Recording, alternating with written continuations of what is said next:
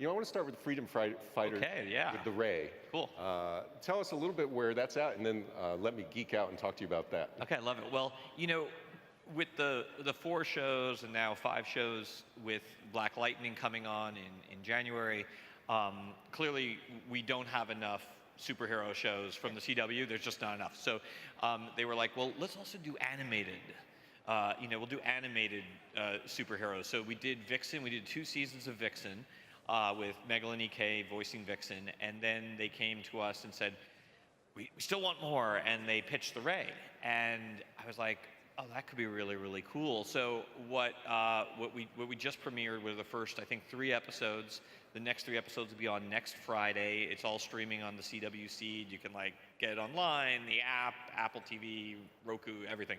And it's really awesome. What's exciting about it is it's the very first metahuman superhero, and also the very first superhero in a lead role that we've had who's gay.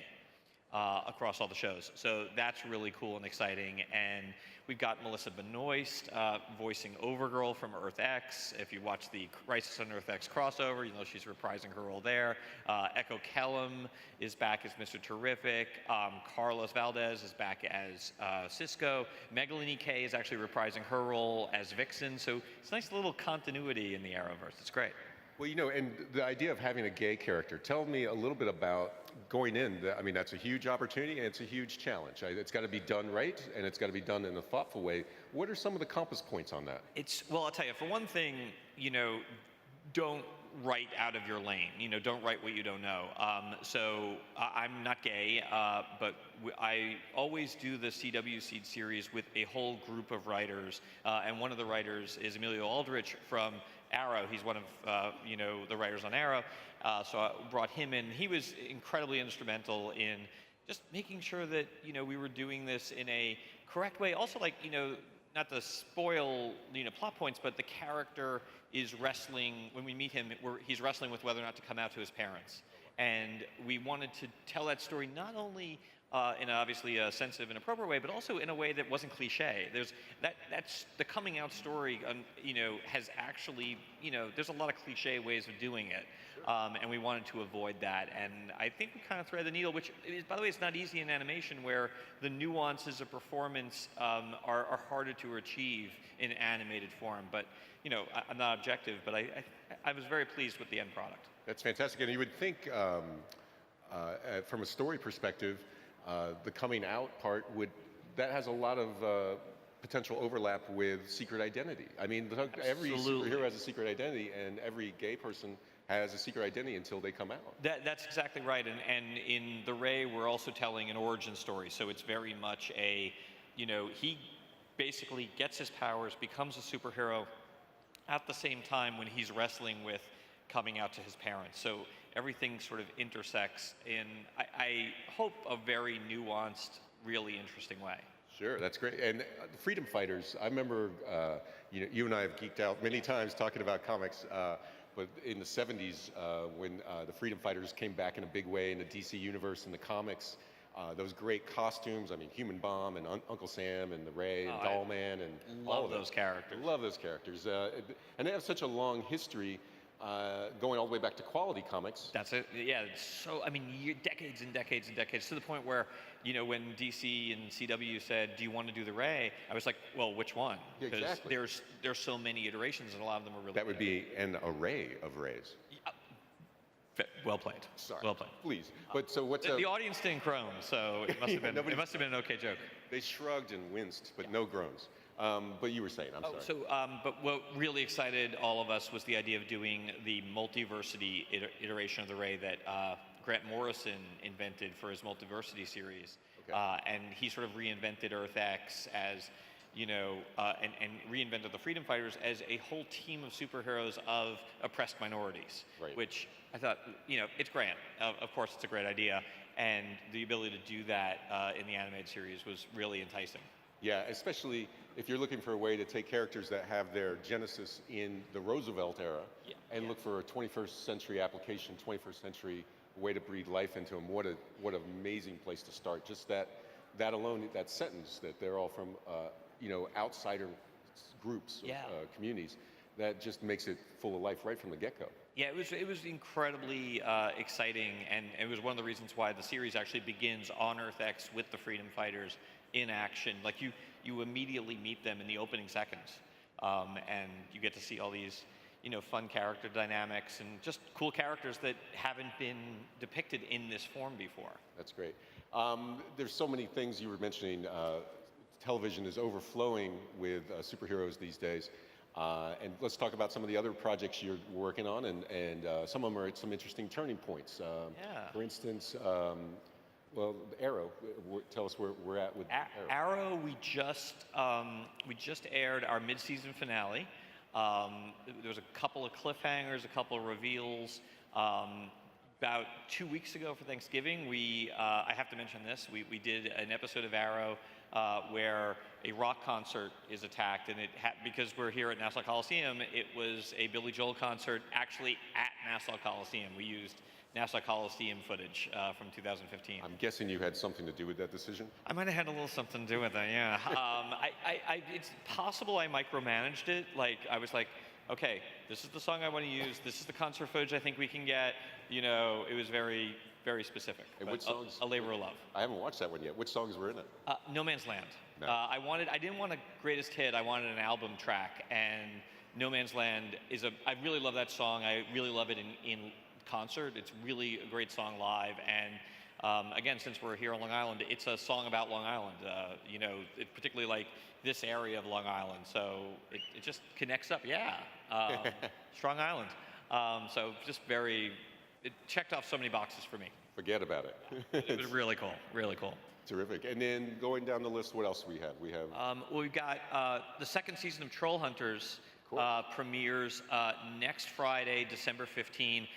There's a small independent film that's also coming out that day. I'm not sure, but I'm suspecting a lot of people will watch Troll Hunters on December 16. But Mark Hamill is in Troll Hunter Season 2, so if you're, after you watch The Last Jedi, I think you're going to see The Last Jedi first, but after you watch The Last Jedi, come to Netflix and check out. We've got 13 really amazing episodes. It's fantastic. It's so great seeing Mark, the success he's had in other genre material beyond Star Wars. I mean, because obviously he'll forever be an icon for being at the center of the Skywalker family and Jedi universe. But, thinking about things he's done, for instance, one of my favorites is as the Joker on Batman the Animated Series. I mean, totally. And this is the 25th anniversary, I think. Yeah, it's amazing. I mean, or 20th. People forget what an incredible actor Mark is, and what an incredible voice actor. Unbelievable. And the Joker is, and there are if his performance is like a fine wine, there are flavors of the Joker in his Troll Hunters performance. Nice. But he's incredible. Like, just watching him in the recording booth, the nuance that he's able to bring, and you can give the most slight adjustment, and he just nails it. Just calibrates. He's a very finely calibrated instrument. Yeah, and also with him, I've always thought that, and I love Heath Ledger's performance as much as anyone. I love Cesar Romero's traditional, different take, but Mark has the best laugh of any Joker. He absolutely does. And Mark's true. Amazing. He's incredibly talented. His Joker is like one for the ages. Yeah, and it's hard to laugh like that. It makes me nervous, actually. It makes is. Me not I know. trust It's him. like, you gotta be careful with the throat there. No, I don't want him standing behind me. I think I think it makes me nervous. I really do. Okay, so going down the list. What do we got? Legends of Tomorrow. Oh, of course. We just aired our mid-season finale there. It ended, spoiler alert, with the surprise appearance of John Constantine, Matt Ryan reprising his role from the NBC show. And Matt will be back for our mid-season premiere, episode 310. And I have to say that episode's amazing. I would watch the Sarah Lance, John Constantine show any day of the week. Those two guys are so great together. Absolutely. And that's a real joy. And we just announced that we're time traveling again. We're moving time slots. We're going to be in the Supergirl time slot for 8 weeks starting in February. So Mondays at 8, which is cool. Spot. What? In the Metropolis spot. In the Metropolis spot, yeah. We're just right there, National City. So actually, if you're a fan of the DC CW shows, it's really great because 8 o'clock Mondays, you'll get I think 23 continuous weeks of uninterrupted superhero television in that time slot. So it's kind of cool. Yeah, it must be so exciting for you.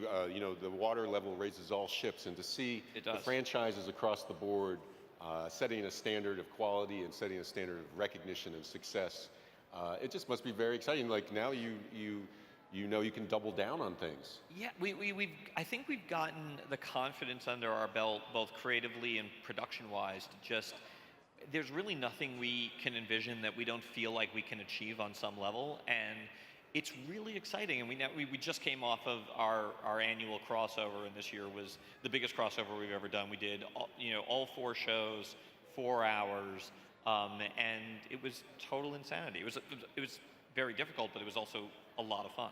Going into that massive crossover, and again, that speaks to the sensibility of all DC fans from the 70s. I remember those Justice League issues would be Justice Society and the Freedom Fighters and maybe the Legion of Superheroes, and everybody shows up. It's complicated to do on a page. It must be mind-boggling to do it on a screen and with franchises that have all their own strings to threads to follow. It's always a challenge, but what makes it fun is the fact that we grew up with those JLA, JSA crossovers, and they're a huge influence, and they were a big influence on us this year, because this year we were like, we want to do a classic multiverse, Crisis on Blank kind of story, and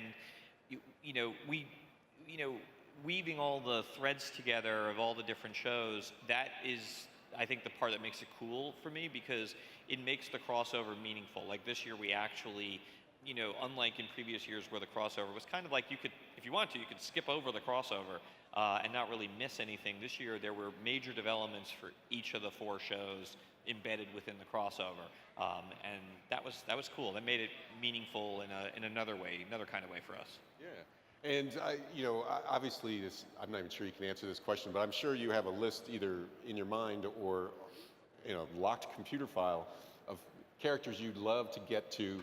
Looking back through your Bawana Beast issues, or your back to the early '60s and the Showcase comics. Is there a couple that you can share? Some dream. Oh yeah, look, I mean, I've made no secret of the fact that one day I would love to see the Question on Arrow. I think the Question is just tailor-made for Arrow. I've always felt that. I will say, we're now in the 6th year of doing these things, and what's amazing to me is all the characters that were on our bucket list we've seen, we've done a version of, and that's really, like, I've always wanted to get Vigilante on Arrow, and we did that last year, and but there's so many characters, and there's a couple of other characters who are on my list. Every time I see Jeff Johns, we're like, how about this character? How about that character? But we've been really, really lucky. We've had a chance to, even name checking people. Like we name checked Bruce Wayne for the first time. We name checked Themyscira, and DC's been really kind with letting us be mischievous that way. They've allowed us to put in our little fanboy Easter eggs. I would think that the reflex, 5, 6, 7 years ago, is that, well, we have the cinematic DC stuff, we have TV, and if they get too close and they bump against each other, it's going to confuse people. People are going to say, well, why does this happen?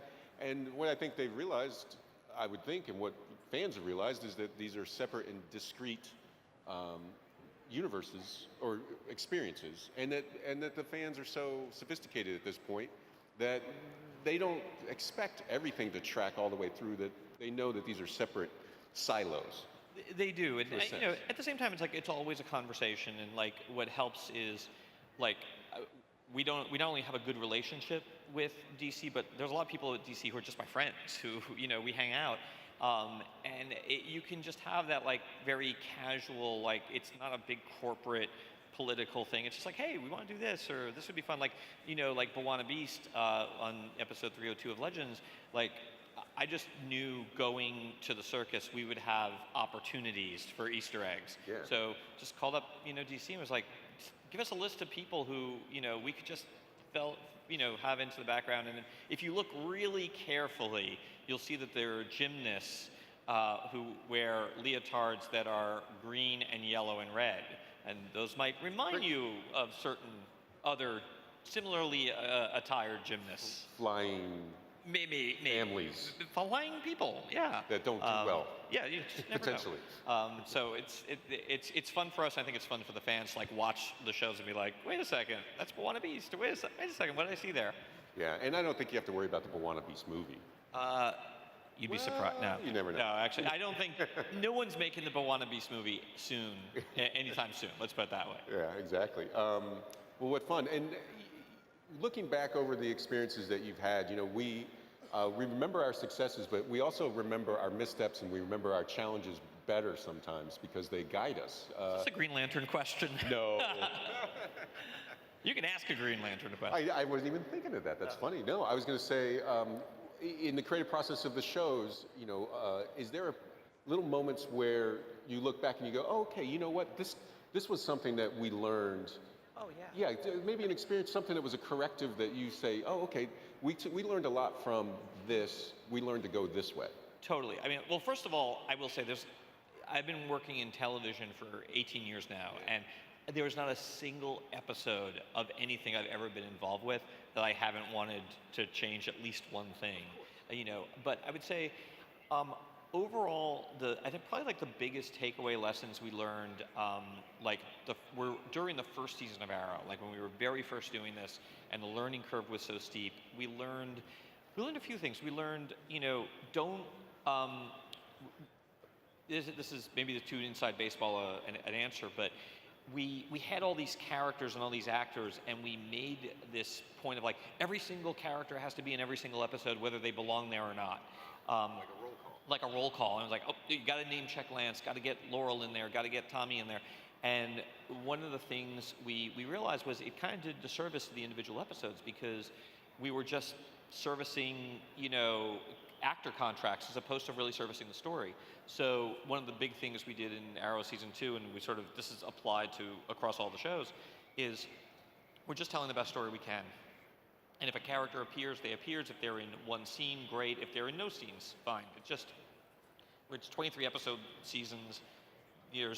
Make each episode its own special thing and tell the story that needs to be told. And I think as a result, we actually ended up not only just doing better episodes and avoiding character moments that quite frankly were very forced or wedged in. It elevated the quality of the series overall. So that's one thing. We learned a lot of things production-wise in terms of like, how do we pull this off? Like, we've learned what to do practically and what to do with CG. Like I'll give you an example. Last year we did the Invasion crossover. And believe it or not, our original plan was to do practical aliens with like makeup and prosthetics and everything, and then just sort of supplement them with CG characters. And we realized very early on in the process that would not be a good idea. So we actually went in and even removed some practical aliens and replaced them all with CG characters. So it's just like learning what's possible and what, you have a whole array of tools at your disposal, and picking the right tool for the right job is really tricky. I can see that because, not reflexively, but if you looked at something like the Starfleet shows for generations, so to speak, it was always, let's change the eyebrows, let's change the head and the practical. But you guys have a different toolbox and you have a different level of technology and budget. Yeah, the technology, we're doing things now that quite frankly, we couldn't have done at the beginning of the shows. We're doing things now that we couldn't have done 2 years ago. It's just the technology has moved at such a pace. Even look at Gorilla Grodd, who premiered on Flash 2 years ago, and each year, if you go and you look at the Gorilla Grodd episodes from Flash into Legends, you'll see Grodd gets better. Like on Legends, the model keeps getting upgraded, and if you look on Legends, unlike Flash, where he was always either hidden in a shadowy environment or always was placed into an all CG environment, we had him in the Vietnam jungle, with hard rays of sunlight hitting him, and he still looked better than he's ever looked before because the technology just keeps getting improved and improved and improved. That's great. Just to update everybody, because we're on the big jumbotron in the showroom, so everybody's. Really? Oh, that's a little scary. So look down and wave to everybody. How do I look? You look good. Okay? You look good. We're talking to Marc Guggenheim. I'm Geoff Boucher. This is Ace Comic-Con. We're having a great time. We're going to take some questions from the audience, and I have a microphone over here. So if any of you folks would like to ask a question, I'd encourage you to remember that question does end in a question mark, so no show proposals, no pitches, no marriage proposals. Sorry. I'm already happily married. Otherwise, I would totally be fielding marriage proposals. That would be okay. I guess a proposal is a question, so maybe I have to correct that. But if any of you folks want to find this microphone right over here, and you can do that. You were talking about the checklist, the roll call, and learning that you didn't need to have like everybody represented constantly in the show. You know, as a viewer, I actually now I can sense that because the second and third seasons, the show seemed to have more air in it. Yeah. You like moments. Yeah. It didn't feel as like no, you have to do this. A little more actorly. It was definitely a little more actorly. You know, I think the first season of Arrow, like I had been coming off of this experience on Flash Forward, which was a show that sort of, it was a mythology-heavy show that sort of, you know, came out in the shadow of Lost. And I would always say in the Arrow room, like, Lost has worn out our welcome.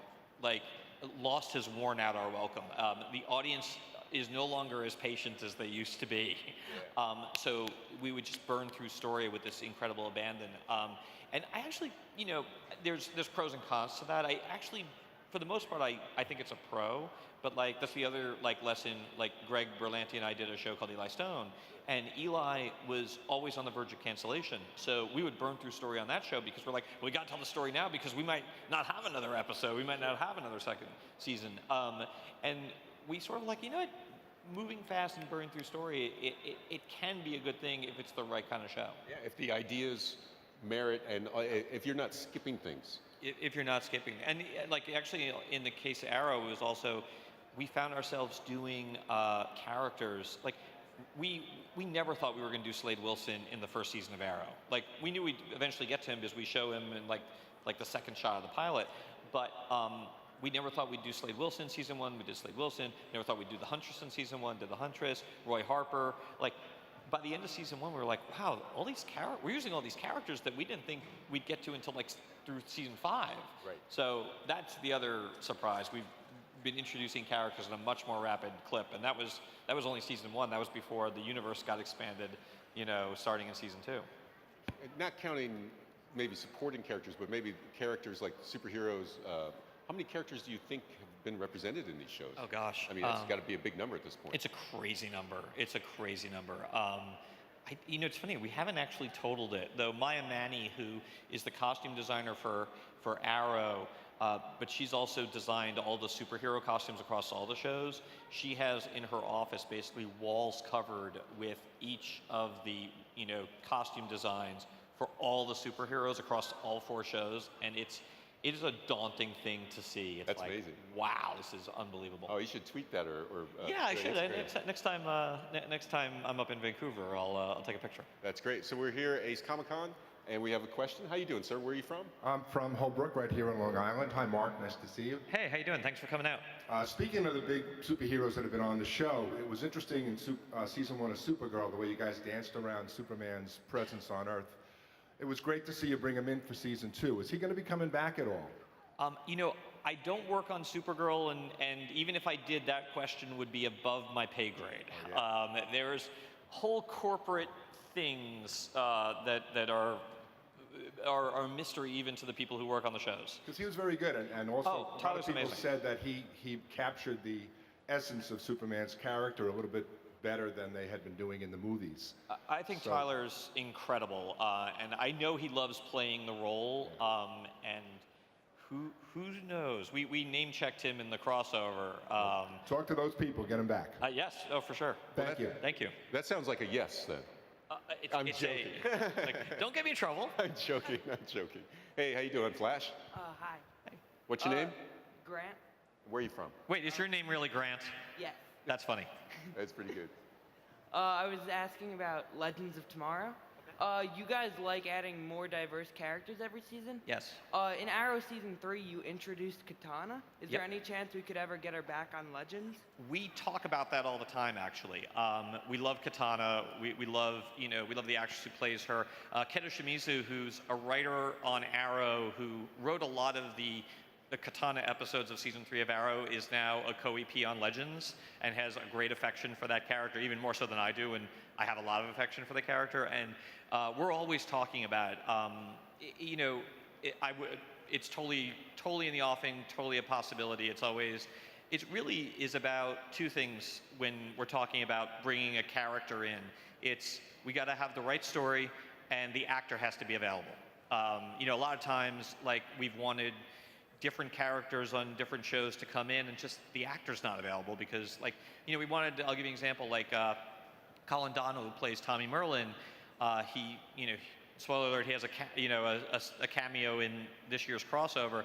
We really wanted him for last year's crossover for the Arrow 100th episode. We really wanted, you know, Tommy to return, but he's a series regular on Chicago Med, so we couldn't make the schedule work out. So we need the right story, and we need the actor to be available, because we really try to avoid recasting. And I certainly wouldn't want to do that with Katana.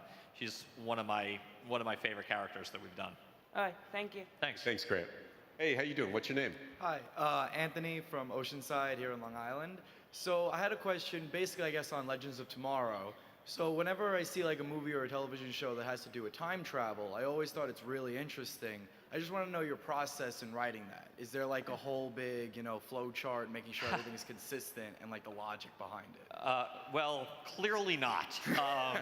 In fact, you know, I'll get to your question, but like in season 1, you know, in midway through the season, the writers would say to me like, well, wouldn't this be violating this rule, or wouldn't it be this violating that rule? And I'm like, guys, have you seen what we've been doing? Like, anyone who's tuning in to this show for the fidelity to rules of time travel, they're already gone. We lost Flash? We lost, yeah, exactly. We lost them a long time ago.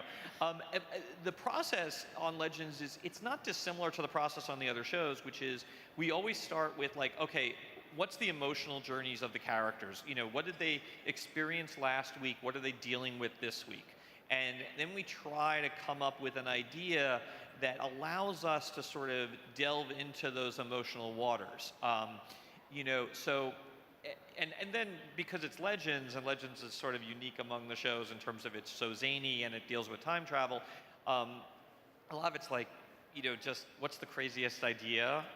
Sometimes we don't have a flow chart, but we do have like a whole board with like time periods and notions and like, you know, different things. So we always like, we'll sometimes go back to that board and go, oh, wait a second, we can do, you know, Elvis. We can do, last week we did Bebo, the God of War, which is Tickle Me Elmo, time displaced to the time of the Vikings. You know, but the reason we chose that is it lined up with this emotional story that we were telling about the team dealing with the death of Stein. So it's like marrying those things. Plus, which the other thing we always have to think about is you don't want to go from like the 1950s to the 1960s. We want to like try to jump around in time. So a lot of times we're influenced by, well, what time period did we just come from, and what time period are we headed to? So you don't get too much repetition. Got it. Thank you. Thanks a lot. You. We're getting a little tight on time, so what's your name? Hi, my name is Laura. Good morning. Hey, Laura. With the writing of the shows, how has it changed with what the actors bring to the characters? Great question. You know, I would say when you first start out, you're writing the characters. You're hearing a voice in your head that is really just the character. But then over time, the voice you start to hear in your head is the voice of the actor. And you start writing, sometimes it's very conscious and sometimes it's very unconscious, but you start writing towards their strengths and away from their weaknesses. But what's tricky, I will say, is, and it's a good challenge, is that let's take Arrow as an example. We've been doing this for 6 years. We've evolved as writers, but Steven has also evolved as an actor. So there are things we write for him now that we never would have written for him in season 1. Because, just in season 1, like humor, like Steven has developed a real great gift for delivering, like his timing, his delivery, his deadpanness. And I think he would tell you, like, we weren't writing that stuff for him in season 1. I don't think he would have been comfortable playing it in season 1. So like, it's a symbiotic relationship where every day we get dailies and we're seeing what they're doing, and that's influencing our writing, and our writing is pushing them in different directions, and you go back and forth and back and forth. Thank you. Hey, great question. I heard Norman Lear once say that it's a triangle between the writer, the performer, and the story. That's exactly right. That's Yeah. exactly right. And, And- it's and it great. changes It's shape. a very symbiotic situation. And it's nice. Great question. How you doing? Luke? I'm Patrick Pollard. I wanted to know if Kid Flash, is he going to be replacing Firestorm on Legends of Tomorrow since... Oh, that's an interesting idea. I can tell you that I can't tell you who is replacing Firestorm. The only, because we'll make that announcement probably in the new year. I will say that it's not a brand new character. It's a character sort of plucked from somewhere in the Arrowverse, a character you've seen before. Okay. So stay tuned. All right. Sounds great. Great question. Thanks. How are you, sir? What's your name? My name's Randy. I'm from West Babylon. I was just wondering, in regard to costumes, how much is like the Batman or the Arrow costume really worth? Good Do question. you? They cost. It's funny. I should know this because I have known this. I would say the Arrow costume. It costs us about $5,000 to make. Right. So every time we need to do like a new costume, like sometimes they get damaged doing stunts. Sometimes, like in season 4, we, created a brand new costume. It costs about $5,000. Wow. And of course Maya's gonna see this and she's gonna text me or, be like, it's actually more than that. But I think it's around $5,000. Okay, thank Yeah. you. We got a few more questions. How you doing? What's your Hi, name? my name's Corey. I'm from Smithtown. I wanted to know, with the new Titan show coming and the mention of Bruce Wayne on Arrow today, is there any chance we'll see the Titan show in the Arrowverse? And if not, will we see any Arrowverse characters on the Titan show? Oh, great question. Again, above my pay grade. The one thing I will say this, the one thing I've learned is never say never. I could not begin to tell you how often we say to each other, like, we never thought any of this was going to happen. We never thought we'd see all these characters. We never thought there'd be like a universe. So I never say never, but in terms of like which characters can be on which shows and what's part of the universe, above my pay grade, and probably that's a good thing. Thank you. Cool, thanks. Hey, Flash, what's up? What's your name? Kurt from Massapequa. I was super excited about Elongated Man on this season. I mean, one of my favorite characters. You mentioned, even Wild Dog was like a total random. But you mentioned the question, which I'm super psyched for, but Cord Industries has dropped a lot. So any chance Booster Gold, Blue Beetle?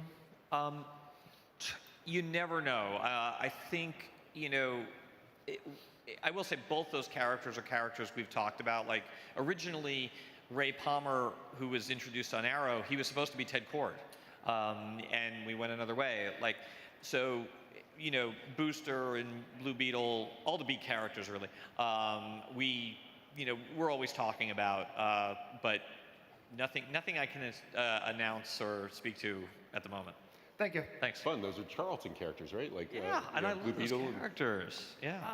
Hi. Hey. So, is the Reverse Flash going to come back to be a main villain in The Flash, or? I don't know. I don't work on Flash. I don't know what their plans are. But I do know that Tom Cavanaugh loves playing the Reverse Flash. I mean, and we really enjoyed having him reprise that role in the crossover. You never know. I mean, the great thing I think about all these shows and the characters and the actors really is we've now got such a selection to play with that people can come back and they come back in different ways. It wouldn't surprise me if you saw Matt Lesher back as Eobard Thawne at some point on one of those shows. That's what makes it fun. All right, thank Cool. you. Thanks, man. And we're talking to Marc Guggenheim. Welcome everybody again to today's Comic-Con. We got a couple more questions, I think. How you doing? Hi, my name is Alex from New Jersey. I was wondering, do you feel that the scientific explanation for time travel in The Flash gets more complicating or challenging? I don't know. I think it probably does. I think the fact that you got Flash doing time travel and Legends doing time travel, and we're not exactly consistent in our rules. We're probably making it all more complicated. Yeah. Yeah, it's just in season 3, I felt like kind of confused with the whole Flashpoint and then how that leads to like Savitar and all that stuff. Yeah. Well, not his show, but I don't know. Yeah. I don't know, but I'll ask the Flash folks. yeah. All right, thank you. And the good thing about time travel, if you get it wrong, you just go back and do it over. That's the great thing about time travel. How you doing? Do you think Supergirl will ever come to Earth Prime or like Earth 1? As a, like a move there, like permanently? Yeah. Oh, good question. I don't know.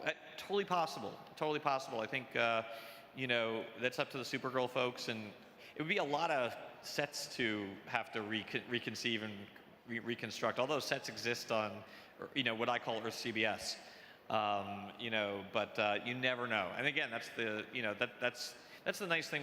The fact that all these shows, knock on wood, they seem to have a life to them and will go on for many more seasons to come. It makes everything possible. It's such a great toy box. Thank you. Thanks.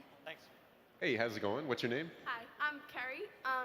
I was just wondering, in Crisis on Earth X, we got to look at like Kara's dark side, but in the comic books, Lex Luthor brings out her like real dark side, and it's like the opposite of her. Do you think we would ever see that on Supergirl? I don't know. Again, it's like kind of up to the Supergirl folks, but I will say I think Melissa was amazing as Overgirl, and I think she enjoyed it. I don't want to speak for Melissa, but it seemed, watching the dailies, it seemed like she was really enjoying it, so you never know. Okay, thank Cool, you. Thanks. It's such a rich universe, so many different it's ways. fun, yeah. We got time for one more question. What's your name? Hi, my name is Tristan. Back in season 1 of The Flash, you name dropped Hal Jordan. Will we ever see a Green Lantern cameo in the future? I don't know. I will direct your attention to Arrow episode 301, the season premiere of season 3. Watch carefully in the Coast City flashback. Put a ring on it. Yeah, just, Exactly. We're very sensitive about Green Lantern over here in the Berlanti camp. So, once bitten. But that was fun to do. Yeah, absolutely. Fantastic. Well, it's so good to see you. And let's run through again some of the upcoming dates that people should keep an eye on. The Ray is on CW Seed right now. New episodes, I think, are coming out on Friday. Again, very quiet day on Friday. New episodes of Troll Hunters out on Netflix on Friday. Every other Wednesday, I also write X-Men Gold for Marvel. And every other Wednesday, you can pick up a new copy of X-Men Gold. Legends moving to Monday nights starting in February. Arrow is on Thursday nights. And we'll be back with our mid-season premiere in January, which is pretty cool. I will say, it's funny, I was reading some reviews online of the way the mid-season finale ended. And, I don't want to spoil it for people who haven't watched it, but a lot of the reviews were like, it's, it's fine, but we all know it's going to be temporary, so, big deal. And I'm like, how do you know it's going to be temporary?